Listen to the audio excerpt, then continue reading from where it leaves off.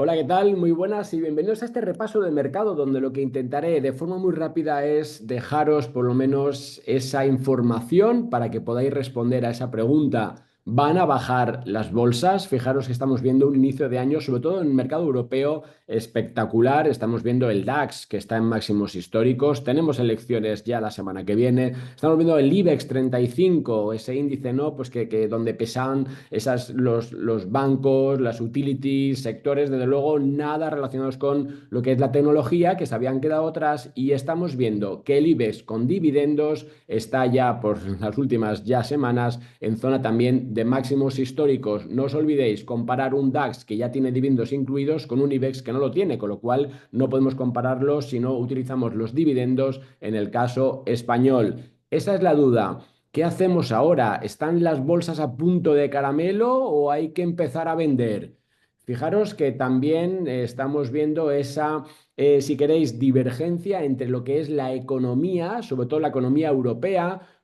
Fijaros, ¿no? Cómo están las cosas en Alemania, cómo están las cosas en Francia, ¿no? Donde los crecimientos incluso pues, son muy bajos o negativos, como es el caso de la primera. Es verdad que en España, en Italia, sí vemos todavía en Portugal, vemos esos crecimientos sostenidos que están sorprendiendo, pero también venimos de muy abajo, con lo cual tampoco creo que haya que considerarlos, digamos, como algo súper espectacular. Venimos de muy abajo, están recuperando factores como el turismo, como otros están haciendo que esas economías sí que tiren. Pero en general, fijaros esa divergencia y esa frase que siempre se dice que la economía no es la bolsa, tenerlo muy presente porque creo que van a ser un poco los factores a tener en consideración en los próximos meses. Estamos, como os digo, en ese entorno, ¿no? Donde vemos pues máximo de posicionamiento, ahora lo veremos en gráficos, máximo de gestión pasiva y como por fin Europa se está desbancando un poco, está trayendo algo de flujos que no obstante y hasta hace un mes estaban saliendo, pero bueno, parece que ahora está ganando cierta tracción. Y como os decía, la pregunta, ¿es momento de comprar? ¿Es momento de vender? Pues bueno, vamos a ir analizando un poco cuál es esa situación.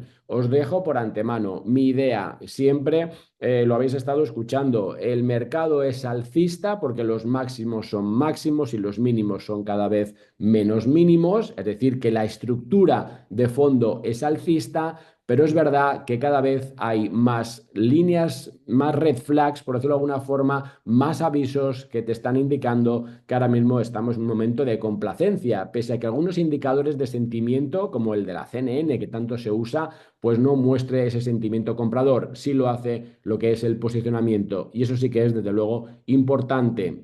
Además, fijaros, como os digo, tenemos elecciones en Alemania, tenemos esa posible resolución del conflicto en Europa. Eso yo creo que puede ser ese momento tal vez que nos diga que ya la distribución, ese es mi miedo, os lo adelanto, que haya ya una distribución de manos fuertes a manos débiles, que en ese entorno donde parece que hay una mejora geopolítica, una mejora a nivel no pues económico incluso, pues puedan hacernos no pues ese canje de unas manos a otras y por tanto, pese a que la tendencia es alcista y así debemos asimilarla, no olvidaros de gestionar el riesgo. Creo que esa es la parte más importante. Como siempre os digo, nada de lo que yo esté aquí comentando es una recomendación, ni a tomar posiciones, ni a que os salgáis del mercado, nada de nada. Es simplemente una visión y para ello pues haremos un repaso rápido a ciertos aspectos que creo que son relevantes. Primero, la probabilidad de recesión en Estados Unidos, pese a todo lo que estamos viendo con las tarifas que ahora comentaremos, está cada vez bajando, está, digamos, en zonas que no se está ahora mismo tomando en consideración. Eso os lo digo para poneros un poco de manifiesto en cuál es el entorno, digamos, macro, primero en Estados Unidos, ¿no? Pues bueno, lo que estamos viendo es que la inflación persiste, es decir, que es muy pegajosa, ese entorno lo vimos esta semana, datos del 3%, la subyacente incluso por encima, ¿no? Donde vemos pues energía, vivienda que siguen todavía generando pues esas tensiones. Estamos también viendo que hay una volatilidad, ¿no? en el crecimiento global, Estados Unidos que lo hace bien, pero Alemania, Francia que lo hacen mal, China que parece que recupera, pero todavía con niveles muy, muy centrados en ese 5% y eso está haciendo pues que haya cierta incertidumbre dentro de, digamos, esos datos que no son malos, porque la inflación no os olvidéis de dónde venimos y crecimientos en Estados Unidos que están siendo ciertamente fuertes, ¿no?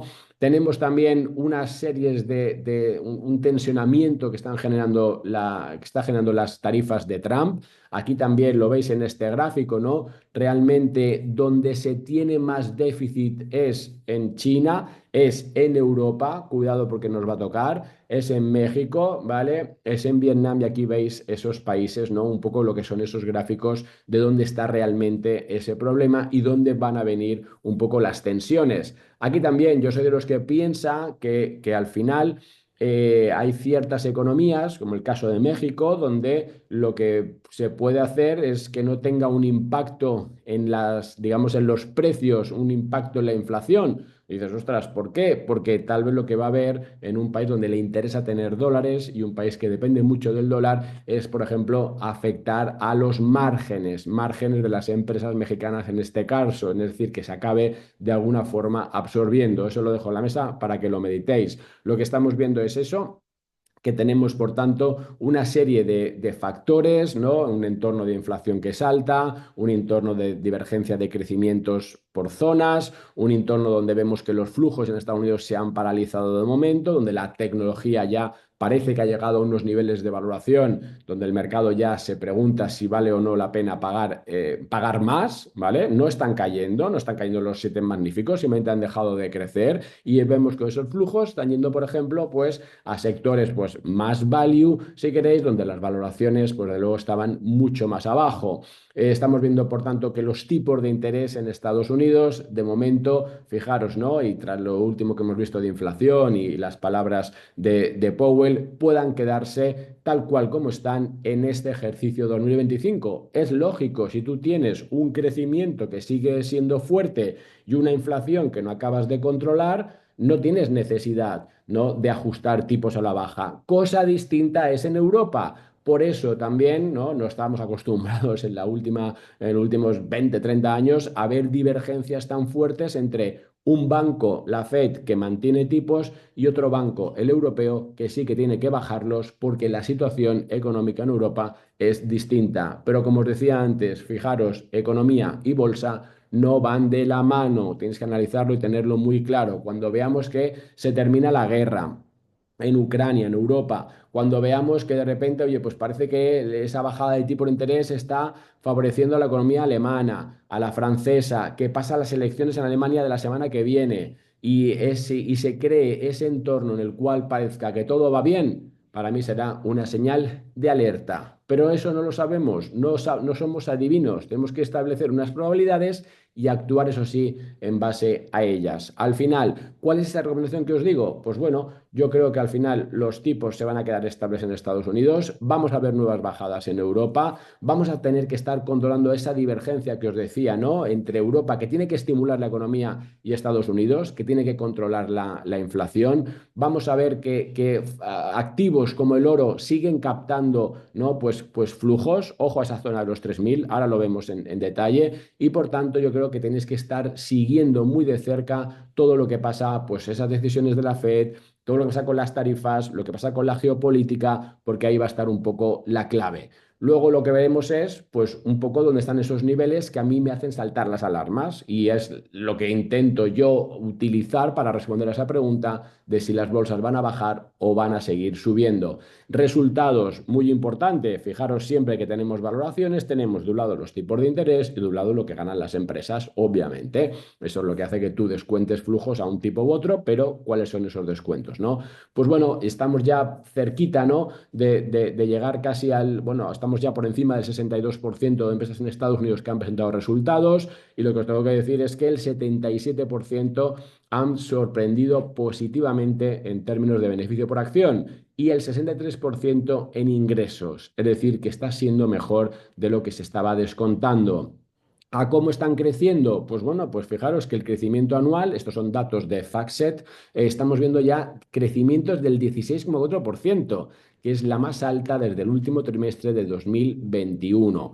¿Qué es lo que me interesa más que esto? ¿Cuál es la revisión? Entonces, fijaros, las revisiones a 31 de diciembre eran de 11,8, con lo cual 16,4, por eso estamos diciendo que el mercado sorprende, ¿vale? Y eso, bueno, es el dato importante para entender ese crecimiento actual, pero lo que tenemos que empezar ya a analizar, y ahí sí que ya me está dejando un poco preocupado, es qué dicen las empresas para el primer trimestre de 2025. Fijaros, 34 empresas de estas que han presentado han dado guía negativa en beneficio por acción para el próximo trimestre y 21 han dado guía positiva. Esos datos solían estar al revés, es decir, se estaba haciendo para 2024, eran más los que decían que lo iban a hacer bien y así todo se ha superado, ahora son menos las que dicen que lo hacen bien. Eso es importante. Y a nivel de valoración, ¿dónde estamos? Pues fijaros, el ratio, el PER a 12 meses, Forward está en 22 veces. La media histórica es de 19 en los últimos 5 años y si vamos a 10,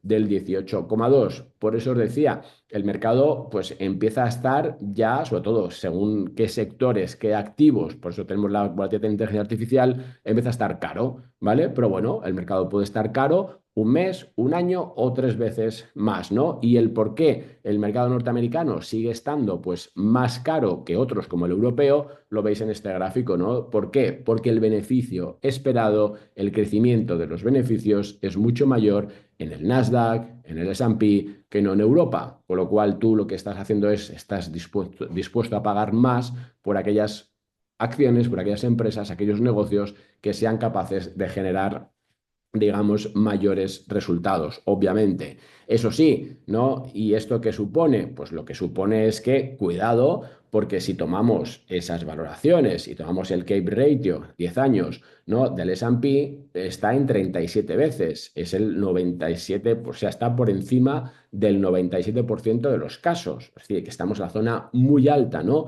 ¿Y esto qué supone? Pues que las alzas futuras son menores. De alguna forma estamos adelantando rendimientos futuros. Y eso sí me preocupa porque la valoración llega a un momento en que sí que importa, ¿no? Y lo habéis visto con el caso de DeepSeek, toda esta historia de la inteligencia artificial, donde al final eso es lo que impacta.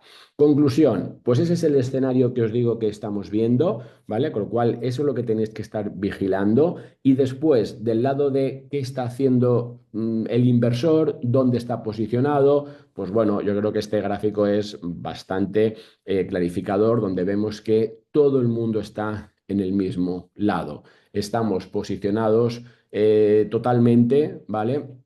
Es decir, que no se está. Es verdad que el mercado no está sobreapalancado, que eso también es uno de los síntomas que indican, ¿no? Pues cuando estamos en esos momentos ya de euforia y que luego pues ahí se producen esas distribuciones. Insisto, la palabra de este vídeo debería ser ojo a la distribución, es lo que tenemos que intentar identificar, ¿vale? Es verdad que se puede tardar un mes, 3 meses, ¿vale? O 2 semanas en producir esa distribución, se da en todos los ciclos. No sé si está todavía ahora ya sobre la mesa, pero por eso tenemos que estar vigilando todo esto. Lo que está claro es que estamos ultra posicionados, lo que está claro es que todavía, y pese a que ahora se ha parado mucho lo que son las mega cap, todavía en la tecnología en Estados Unidos son las que acaparan los flujos mayores. Es verdad que ahora podemos tener esa, ¿no?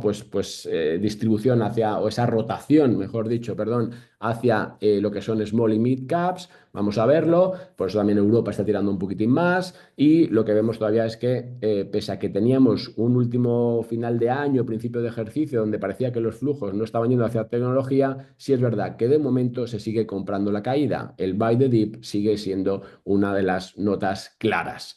Dicho esto, para acabar, ¿cuáles son los niveles técnicos, ¿vale? Que yo estoy vigilando? Lo veis en todos los informes que os vamos colgando dentro de la plataforma de Toro. Para mí, lo que me indicaría alerta es perder estos mínimos, ¿no? Que vimos en enero del S&P, precios, cotizaciones por debajo de 5.800, que es verdad que lo podéis llevar hasta la zona 5.700, ¿vale? Ahí es lo que me indicaría peligro. Claro, mientras no pasa nada, porque puede estar consumiendo tiempo entre 5.800 y 6.100. Saltar de los 6.100 en el S&P te dice que esto sigue subiendo y por eso os digo que la tendencia es clara, no podemos salirnos. Lo que tenemos que saber es cuándo suelto el paracaídas.